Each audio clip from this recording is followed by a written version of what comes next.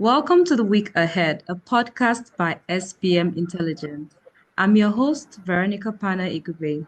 Every week, we explore stories that are shaping the African continent. As our final podcast of the year, we'll review 2024 highlights and look ahead to 2025 using SBM's The Year Ahead report. On the economy, we think that oil prices in 2025 will stay steady at $65 to $75 per barrel. Nigeria's oil production may fall short of its 2 million barrels per day target, hitting 1.8 million instead. We expect the GDP to grow by 3.5%, but inflation could remain high at 28%. Tax reforms and improved earnings from oil and taxes might stabilize finances, but the Naira could weaken further. Will reform drive growth, or will inflation remain a key challenge?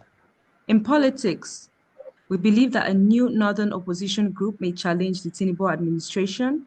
A cabinet reshuffle might see Nyesom Wike lose his role, while we expect Charles Soludo to win a second term in Anambra State. How will these political shifts shape 2025? Threats from Al Qaeda's linked groups may rise in Nigeria's northwest, while IPOP violence in the southeast could reduce slightly. We expect youth group activity to increase around the country. Can Nigeria improve security? Across Africa, Ghana will face tax and energy issues, even as inflation eases. Islamic violence could escalate in Mali, Burkina Faso, and Benin, while what will rising violence and economic challenges mean for Africa's stability? Joining us for insights are Bumi Bailey, Head of Research at SBM Intelligence, and Nkemesit Effiong, Partner at SBM. Welcome, Bumi and Nkemesit. Thank you for having me. Thank you for having me. Okay, let's start. So let's begin by introducing our listeners to the year ahead, the report by SBM Intelligence. What's the aim of the report, and how accurate has SBM's forecast been in previous years? Okay, I'll take this one. So every year we publish a report that reviews our projections as well as the main developments that have occurred in that particular year. So for this year, we'll review key developments in 2024 as well as our projections from our 2024 look ahead report, right? And to see how well we did and otherwise, as well as make certain projections for 2025. And these projections generally cover the political, security, and economic situation in Nigeria, as well as the political, economic, and security situations for the rest of Africa. Typically, our projections are, I don't know if fairly accurate is the word, but our average prediction rate is usually in the high 60s to the low to mid 70%, right? So generally good grade, but things regularly pop up, right? No one saw the war in Ukraine coming. Maybe Israel Gaza was a bit more comfortable. The collapse of Syria, Donald Trump coming into office was prognosticated by a few people. So usually you have those kind of black swan or near black swan situations. But generally that's what we try to do with the yearly report, and we usually publish it at the end of every year leading into the following year. Okay, that's great. Thank you, Nkemesit, for that clarification. I know that we had the 2024 projections. So how well did SBM do in that report, and what are some of the things that were like you hit right on the head, and what were some of the misses? Okay, so our accuracy rate for our 2024 forecast was 67%. We saw the slow pace of the reform agenda in Nigeria pan out. We correctly called the Ghanaian and South African election results. We We saw the reinstatement of fuel subsidies in Nigeria, as well as important developments with respect to security in Nigeria, the continued inroads that Islamic State is making, particularly in the northwest of the country. In terms of some of the things that we didn't quite get right, some of the state races in Nigeria, particularly in Edo State, we didn't quite get those outcomes. The ruling party was able to leverage on its access to state security and control management resources to be able to win the two prominent state races that we had in Nigeria, in Edo and Ondo. We thought Niger, Mali, and Burkina Faso will come back into the ECOWAS fold this year. That didn't quite pan out right as well. I think those are the major ones that sort of occurs to me. And very very massive one. We thought the naira would be stronger relative to the dollar because we thought Mm. that some of the reform-minded efforts of the government, if they had seen them through to their logical conclusions, would have led initially to an initial weakness in the currency, but the currency would have rebounded. But the government was more stop-start in terms of its reform efforts, and so had a situation where those reforms did not pan out the way we wanted, and the naira is much much much much weaker than we projected. I think our projection was for 800 naira to the dollar. Now it's the official market rate is around 1,500, and in the parallel market is around 1,600 plus. Right. Yeah. So I'd say that that's a fair summary of what our TYA report for 2024 was like. Generally. Yeah, thank you very much for that. So let's move over to the 2025 projections. Bumi, I'll move over to you. I mean, Kemetic had spoken about the economy and how the prediction of the Naira. So now there's a prediction of the oil barrel Nigeria not Nigeria not being able to meet their target. What specific steps do you think that Nigeria can take to meet its oil production target of 2 million barrels per day? Okay, so before we can actually talk about the solutions, right, what we also have to talk about is actually the challenges that actually affected crude oil production in that sector. So over the years, the sector has actually been plagued with crude oil theft, pipeline and vandalism. I mean, we have the aspect of corruption and we have the aspect of low poor government funding. So this, in a way, has actually affected our crude oil production. I think currently, I think a recent data showed that we produce about 1.7 million per barrel. And I know that in around 2022, we're actually being below 1 million. So recently, we've seen a bit of improvement in oil production. So if we're able to tackle those challenges that are actually affecting those sectors, fine, crude oil production will rise. I mean, the government is actually projecting about 2 million dailies for 2 million per barrel next year, right? But SBN, we actually have a projection of around 1.8 million barrels per day.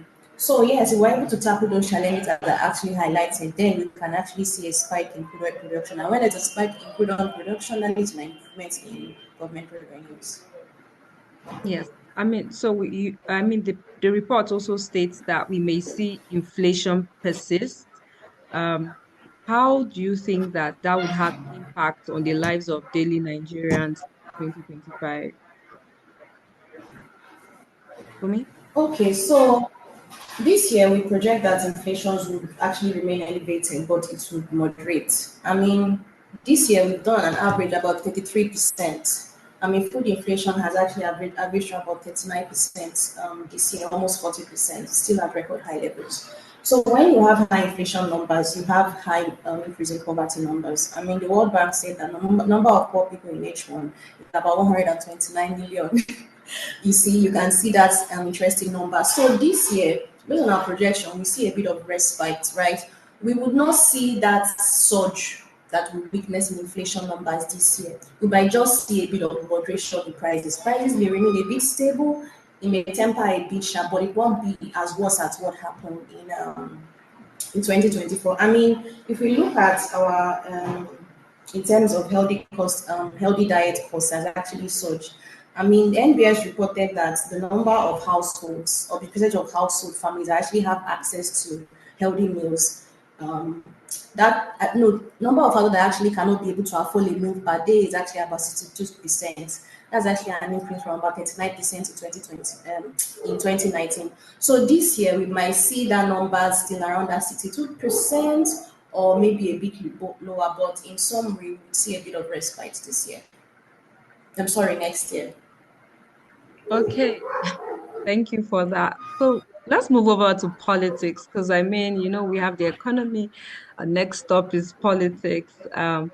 So the projection is that we're going to see a new fraction, especially with the northern side. There's going to be a new opposition. In Kemesi, what factors do you think are driving the emergence of a new northern opposition group against the Tinubu administration? Well, a couple of things. First, the government's track record on security is has been less than savory, and the north, particularly the northwest and the north central geopolitical zones, have have had more than a disproportionate share of the rising spate of insecurity, especially jihadist and gang-led um, violence in the country, and many people in in northern quarters placed that squarely at the foot of the president. It took a while to get his cabinet into shape. It looked like he deprioritized security in favor of dealing with the economic challenges that the country was facing until the time when many people deemed was too late. So there was that bit. The second is the spate of reforms, particularly the reform agenda around taxes and also states and shared fiscal responsibility between the federal government and the state. There are many northern elements that feel as though that feel that the reform path that the president is pursuing is disproportionately anti-northern or is disproportionately skewed in a way that doesn't favor them. And you're already beginning to see grumblings within the National Assembly caucus of the APC. That's largely northern. The national conversation around tax reform, which we actually project will still pass next year, but the political horse trading, right? First, the conversation has taken a distinct north versus south coloration, right? Even though some of the projections show that most northern states will be net gainers under the new value-added tax revenue sharing formula. Um, the entire process of getting that passed out, we think, will leave enough disaffected elements that that there will be a clear and breakaway faction within the All Progressives Congress, starting from the National Assembly, but then fed and egged on by people who are looking to either replace the president or to jockey for political influence within the region. Thank you for that. So, I mean, there's also a projection that the president will have another cabinet reshuffle. I mean, this year we saw, towards the end of the year, a cabinet reshuffle from the president. And there's a projection that we would see another one, which would have Nelson Wike lose his seat. And then we also have the projection of Soludo winning, securing a second tenure. What do you think are the factors that are to play when it comes to Nelson Wike and Soludo's second tenure? Um, Bumi? Okay, well, so with respect to, yeah, I knew you should have been about it. It's when we were debating this, actually my head was off on the job, right? With respect to Okay. this. The cabinet reshuffling that we saw this year was sort of like a mini cabinet reshuffle. We're expecting a Mm-hmm. more substantial change in the cast Yeah. of the federal cabinet. I think in the end only 3 or 4 positions where um, saw new ministers pick up those portfolios. We think because 2025 is going to be the last full year of governance under Tinubu, under the current administration before the pre-election year, which will be 2026, Mm-hmm. right? And the Yeah. ongoing spat between the Minister of the Federal Capital Territory of Nigeria and his successor as Rivers State Governor will almost certainly crystallize the president, particularly the president in Naseko, will need to make a judgment call, right, on Mr. Wike's continued political relevance, and we think that that call may be made in a way that sees Wike is essentially the power. Seeing Fubara in Rivers State is up for re-election, he'll be fighting for his political relevance, and so he has more to offer the federal, the the federal government in Abuja, in effect, relative to Wike's political relevance in Rivers has been whittled down. In terms of Anambra State, Anambra is one of the major state races which will occur in 2025. The current governor, Chukwuma Soludo, former central bank governor as well, he's up for re-election. There are no major political centers in Anambra that we think are strong and as politically mobilized and organized enough, right, to significantly challenge him. That's why we think he'll get a second term. And then one other state that we're watching is Lagos. Lagos chooses his governor along with the rest of the country, right, in 2027. But the current governor, Babajide Sanwo-Olu, is not up for re-election. There are whispers and noises that his his deputy governor, Obafemi Hamzat, is very interested in replacing him. But you're already beginning to see jockeying from people, including the president's relative, Sheikh Tinubu, who appear to be eyeing that seat. So we think that the political discourse around the succession plan for the APC, especially considering that they lost the popular vote during the presidential election in 2023, even though they retained the governorship, and they would really want their ducks in row to ensure that the Lagos does not become a competitive race during the gubernatorials, means that would also be an interesting state where we would see a lot of political developments in 2025. I mean, politics is always exciting, just to watch the play of how, powers play out. So it's really interesting, and I look forward to next year and seeing everything plays out. So back to you, I'll stick with you, Ikemesit, on security. Um, what steps can Nigeria take to counter the rise of Al Qaeda-linked group, especially in the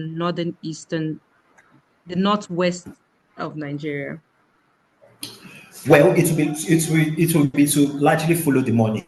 First, increase cooperation with our international partners, especially Western partners, the US and France, and the UK to a lesser extent, being very interested in this region, and will be very important. Turkey also has a vested interest in ensuring that this part of the Sahel is quiet, and a lot of the flows and funding in terms of training, materials, resources, and finances are coming from the Middle East overland via the other northern Sahelian countries. Think Niger, think Mali, to a lesser extent Burkina Faso. So driving up that cooperation with our international partners is critical. It would have been good if we were on better terms with our neighbors within the region, but those three countries that I mentioned are also countries which are on their way out of ECOWAS right now, and Nigeria being the most significant part of ECOWAS. And actually one of the countries that was at one point considering invading one of these countries in order to preserve ECOWAS unity means that relationship is a bit solid right now. And so we have a situation where we have to patch up with our neighbors in order to get that security bit right, and also dealing with some of the bread and butter issues that continue to fuel insecurity on the ground in that part of the country. It themes around tackling economic deprivation, channeling more resources and social services, health, education into those regions, revitalizing agriculture as well, so that the raison d'etre, especially from a recruitment standpoint for these groups, getting arms and young men into their fold is sort of nullified, and those are also critical steps to look at. So, Bumi, do you think that the growing insecurity will impact Nigerians' economy as well as investor confidence? Because, I mean, if you have growing insecurity challenges, we've seen it affect like farmers going to farm. So, just what what would the impact be on our economy and especially on our investors? Because this year we saw a lot of investors leave for various reasons. Yes, usually when there's heightened insecurity, right, in a way, it actually shows that the economy is unstable and there's no peace. And that is one of the factors that investors actually look at. I mean, before they want to come and invest in any economy, they look at the economic condition, especially when it comes to how peaceful and how stable the economy is. So, in a way, yes, rising insecurity would have an impact on the Nigerian economy and also on investment. I mean, this year we saw well, yes, capital importation in a way actually sparked this year, but it's largely more from foreign portfolio investors, not from foreign direct investments, which Nigeria actually need to actually upscale and reach that 1 trillion naira target in 2030. So in Kemes, it'll be interesting to know if um, the reduced IPOP violence in the southeast would lead to improved stability in the region. And what can you say about the National Security Advisor, Nuhu Ribadu's capacity to meet the heightened expectation for improved security in 2025? It's interesting. The IPOP situation in the southeast has probably acquired sort of like a momentum factor of its own right now. Simon Ekpa, um, who has tried to position himself as a leader, right, of the cause in that region. He's in finished custody now. He may almost certainly get some jail time and serve a jail term of some sort, right, in Scandinavia. But we've seen that that has not whittled down the momentum of a lot of these gangs because many people right now are just using IPOP as sort of this umbrella effort to perpetuate their own narrow, kidnapping and gang-related activities within the region. And so, in that sense, even though the top line violence may actually come down on the southeast is comparatively probably the safest level of Nigeria's geopolitical zones right now. We don't think that Simon Epa's current travails will spell the death knell or the death sound for separatist activity within the region. And this is one of the issues that Nuhu Ribadu as national security advisor is supposed to be excised with. So far, a lot of the disaffection with how insecurity has been managed in this country has largely been deflected to the president. But we think that in 2025, people would start asking interesting questions, especially as Nuhu Ribadu's profile grows and increases, which is also another projection, right? That we have. Many people would ask, oh, okay, on what basis is Ribadu's increased profile predicated on seeing that his primary portfolio as NSA, right, or at least his job performance as NSA has left a lot to be desired. So those are some of the competing dynamics that will ensure that Nuhu Ribadu will be a name within the Nigerian political and security space that we'll be hearing about a lot more. So let's move over to the rest of the African continent. Bumi, I'd like to ask you, what are the implications of Ghana's tax and energy issues for its economy and its citizens for 2025, especially as they have the new president coming in? Kemese, would you love to take that? Well, so he inherited a very bad rap, really. The Nana Akufo-Addo administration has left Ghana's fiscal and economic situation in a less than desired position. Mahama has already said that he will continue with the $3 billion IMF restructuring program right now. He really didn't have much of a choice, even though he railed against it on the campaign trail.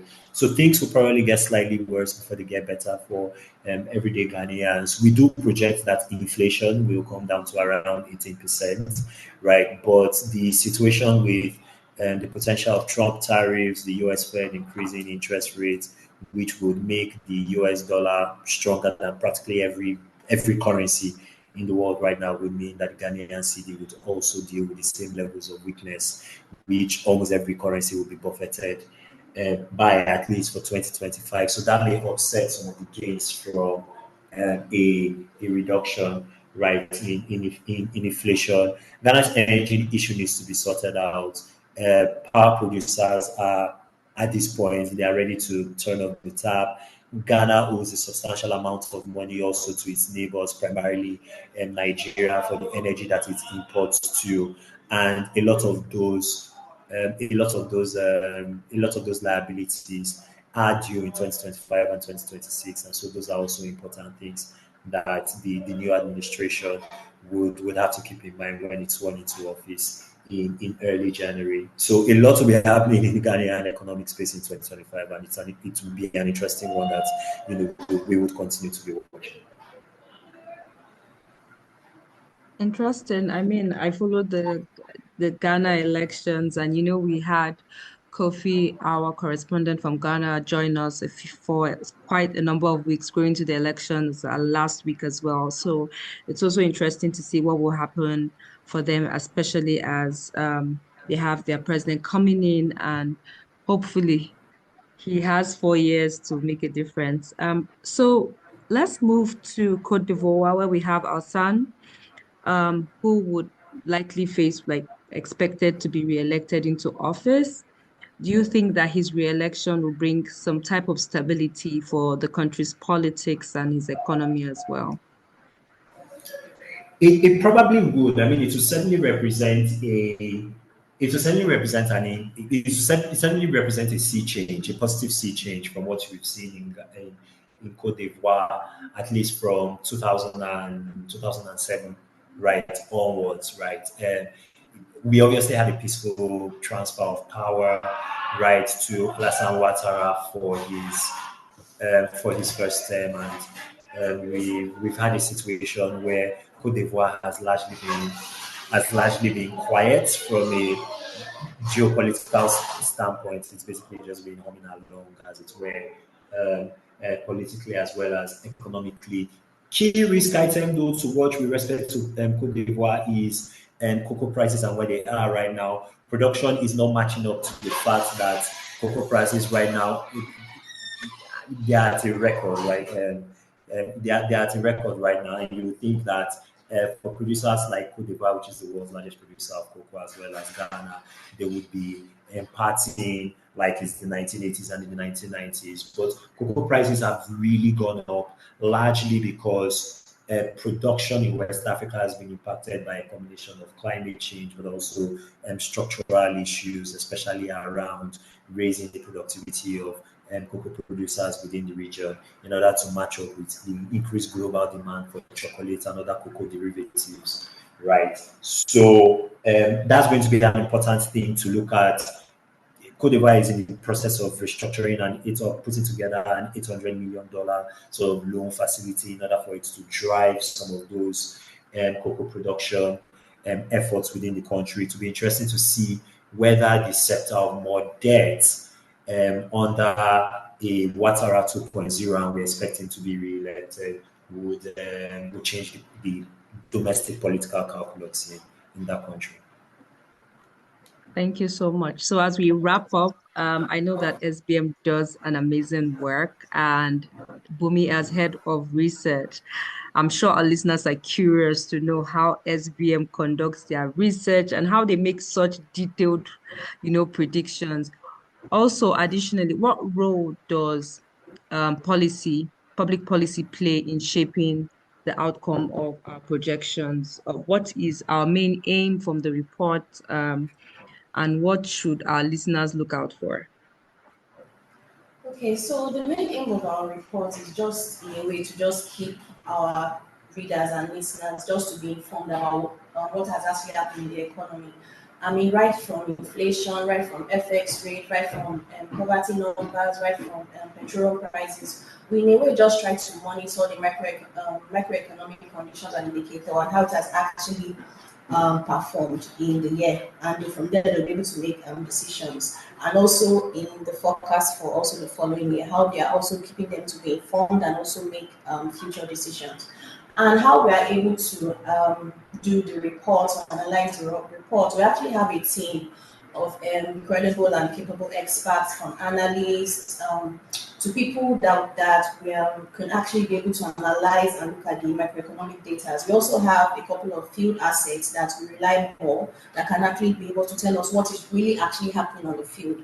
So when they tell us what is actually happening on the field, we're able to make predictions and also liaising with data from the NBS to be able to make those forecasts too. And I think you asked another question around what expectations, right? What role public policy plays in shaping Okay. the outcomes of Okay, so normally the use of these reports in a way will help people, like I earlier said, just to plan.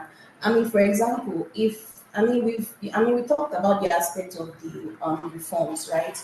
I mean, the removal of the petroleum subsidy that was last year, and they also have the effects. So this year, you actually maybe want to gauge the impact or how that reform has actually done on citizens. So in a way, you are able to actually gauge if the policies you've actually introduced, as in a way, help to bring respite to your citizen, or in a way that's actually increased the hardship of your people. And some of the expectations that we actually lined up for this year.